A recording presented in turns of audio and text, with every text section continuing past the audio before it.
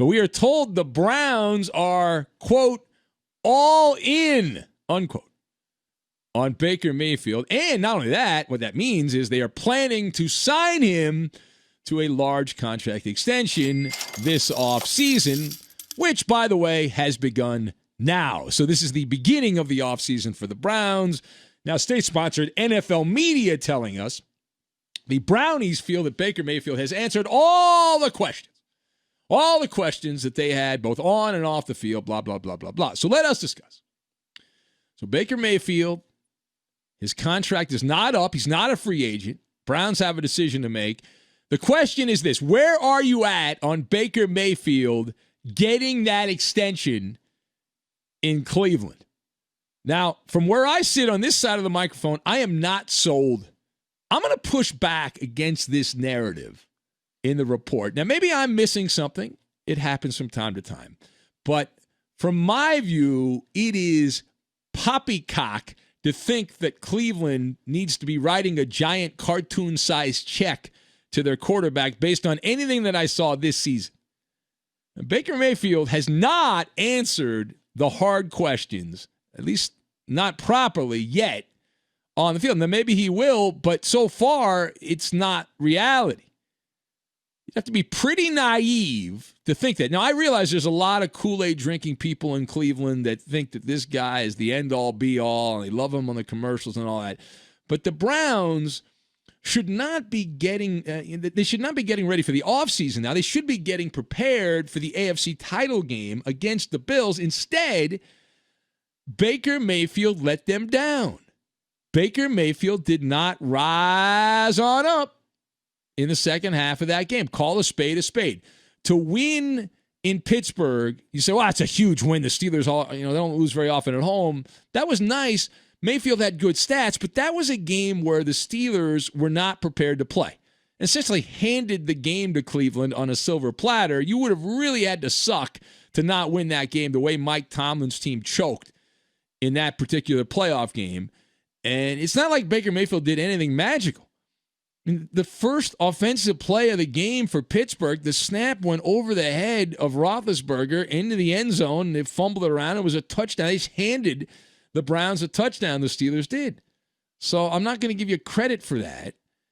But the real mark against Baker Mayfield is what happened on Sunday in the divisional round. Baker Mayfield was given a brass ring opportunity. There's another way to look at it. The star quarterback of the Chiefs goes down with an injury. You're in the game and you're not being blown out in the game. You're right in the game. You also add that Clyde Edwards-Helaire, he didn't play in the game at all. So you have two of the top weapons of the other team out. And Baker Mayfield, down the stretch for the Browns, played like a stumble bum. He played like a stumble bum. Patrick Mahomes was knocked out of the game with 7:44 left in the third quarter. It was a 19-10 game at that point. So, yeah, you're down by 2 scores if you're the Cleveland Browns. Kansas City then went to their backup quarterback, Chad Henne. What did Baker Mayfield do? I'll tell you. He drowned, right? Baker Mayfield, the final portion of the game, from that point forward to the end of the game, he attempted 14 passes. He completed 9 of them for 48 yards, an average of 3.4 yards per attempt. Something a lot of teams back in the day used to run for. His average pass went for 3.4 yards per attempt. He did not have a touchdown or an interception from the point of the game where Mahomes left with an injury, and had a passer rating of below 70. It's a hair below 70 after Mahomes left the game. It's essentially the same numbers that Chad Henne had for Kansas City. All right, it's the Ben Maller Show live from the Farmers Insurance Fox Sports Radio studios. Call 81888-FARMERS to switch, and you could save a bundle on your auto insurance. Now, furthermore, Baker Mayfield's overall numbers during the regular season didn't look that bad, right? Didn't look that bad. We'll be honest about that.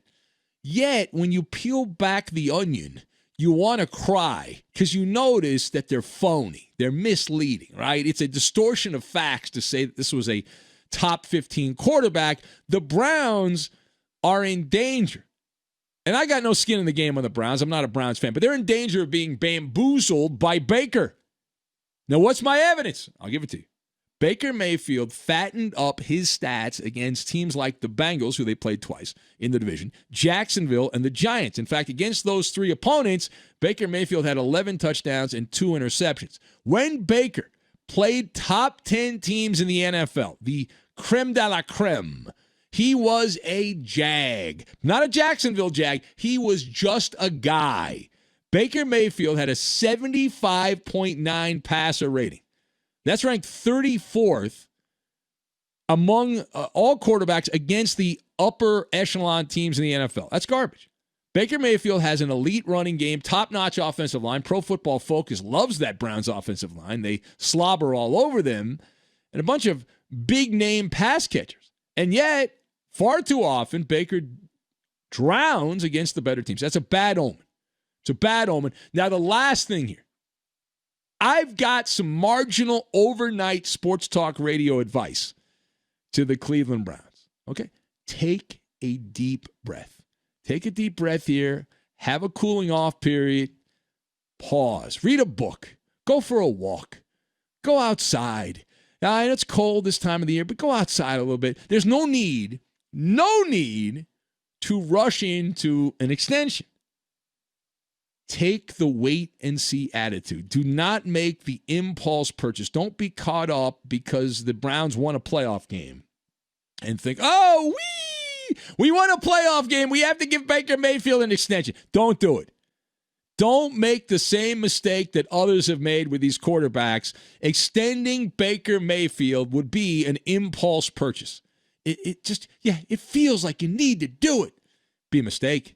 Baker Mayfield is much closer to Jared Goff and Carson Wentz than he is to Patrick Mahomes or Russell Wilson. You don't need me to tell you that. There doesn't have to be any urgency whatsoever. None. Like I said, go for a walk, read a book, take a nap. No urgency. Right? Baker Mayfield still has another year left on his contract, but wait, there's more, a team option for 2022. So really, this is something you don't have to worry about for at least another year, but likely another 2 years. So what's the move here? The play here is to activate that clause. I'm willing to give Baker Mayfield, it's a team option for 2022. I'm willing to give him that year, so he's locked up for the next 2. But nothing after that. Right? Nothing after that. Slow walk this thing. Don't make the same misstep that the Rams did when they won a couple of games in the playoffs and they got to the Super Bowl, and then Jared Goff was terrible against the Patriots and the Rams gave him the forever contract. Don't do that. Now, the Eagles, it's even more embarrassing what they did in Philadelphia because Carson Wentz was injured, and it was the backup quarterback that led the Eagles to the Super Bowl, and still Philadelphia, in their wisdom, decided, no, we got to pay Carson Wentz the big money, and both of them regret that. Both the Rams and Eagles regret signing those quarterbacks to an extension, and Baker Mayfield is no better. He's no better than Jared Goff or Carson Wentz, and he's in that same category of quarterback. So if you hate the Cleveland Browns, then you should hope that they do sign Baker Mayfield to that big, massive contract. But you should make the genius move here. You know what the genius move is? The genius move. Smart people, I remember I learned this when I was young. Smart people learn from their mistakes. Geniuses, the geniuses amongst us, learn from the mistakes of others. So if you're a genius, which we know the Browns aren't, but you learn from the mistakes the Rams made and the Eagles made. Right? Like, well, everyone's different. The counter argument is always, well, this is a different situation. This guy's better than those other guys, and that's how that goes. And I say no. I disagree. I disagree with that. But that's where the Browns are. That's where the Browns find themselves right now. They have a decision to make. Everyone's feeling all good and all excited. The bar was not that high for the Browns. They've been so pathetic over the years that winning a playoff game and thinking you had a chance to go to the AFC Championship game when Mahomes got hurt is enough for everyone to have a natural high, right? Feeling good, feeling wonderful, but don't do it.